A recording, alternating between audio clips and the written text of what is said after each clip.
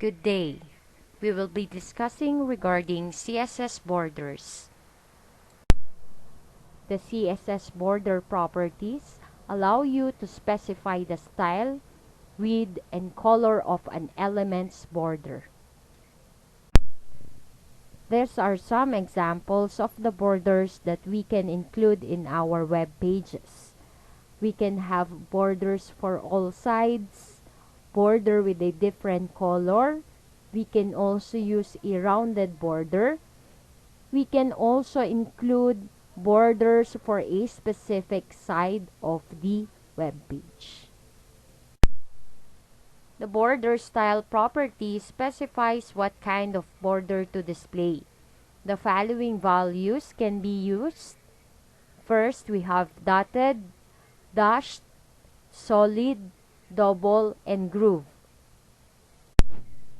The values such as ridge, inset, outset, none, and hidden can also be used for our border style property. The border style property can have 1 to 4 values. Those values are for the top border, right border, bottom border, and the left border. On the examples, we have used the paragraph element followed by a class name. Example is the dotted. Then we have declared the border style property followed by its value. These are the results of the border style properties that we have declared. The border width property specifies the width of the 4 borders. The width can be set as a specific size, whether be in pixel, point, centimeter, em, or percentage of the containing block, or by using one of 3 predefined values, which are thin, medium, or thick. The border width property can have from 1 to 4 values, again that corresponds for the top border, right border, bottom border, and the left border. Remember that the border width property does not work if it is used alone. Always specify the border style property to set the borders first. The border color property is used to set the color of the 4 borders. It can have from 1 to 4 values, again that corresponds for the top border, right border, bottom border, and the left border. The values of the border color property could be color name, it could be red, blue, and other valid color name. You can also use hex values, RGB values, or transparent. If border color is not, it inherits the color of the element. On this example, we have used the border color property using a valid color name. For our class name 1, we have used the red. For class name 2, we have green. And then for our 3, we have used the red, green, and blue. Once we run our HTML file over our browser, this will be the result. The paragraph inherits the red color border.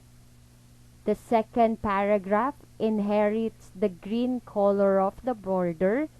And the last paragraph inherits the multicolor border that we have declared. In CSS, there is also a property for specifying each of the borders, specifically for the top, the right, the bottom, and the left border.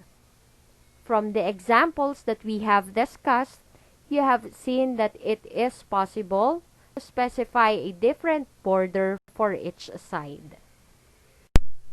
In this example, we can see the different properties that we can use to specify a different border for each side. For the top border, we can use the border top style.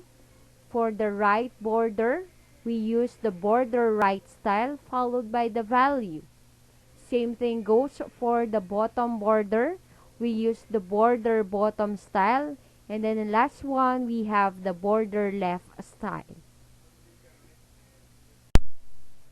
To shorten the code, it is also possible to specify all the individual border properties in just one property. The border property is a shorthand property for the following individual border properties, which includes the border width, the border style, which is required to be declared, and the border color.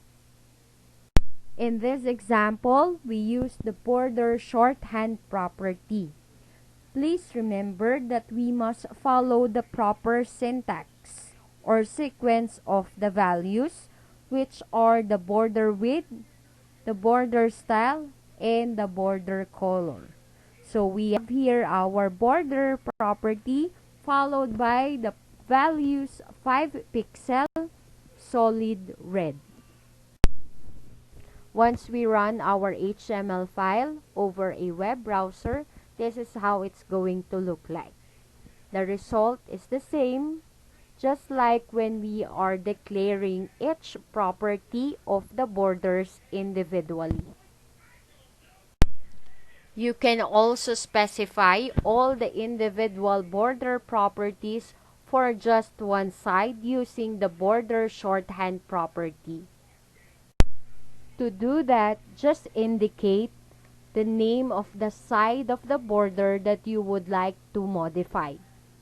Just like in this example, we have declared border left as our shorthand property with a value 6 pixel solid red. Once we run our HTML file over a web browser, this is how it's going to look like. The value 6 pixel solid red has been adopted only on the left side of the border. If you want to add rounded borders to an element, you can use the border radius property followed by the values. The values could be in pixel, centimeter, em, or percentage of the containing block. Let's move on how we can style the links or hyperlinks in our web pages. There are 4 link states that we can use: the link, visited, hover, and active. A link pertains to a normal unvisited link. A visited pertains to a link that the user has already visited. A hover is a link when the user mouse over it. And last one, we have a active, a link the moment it is clicked. We can modify the link colors simply by indicating the link state followed by the property color and its corresponding value.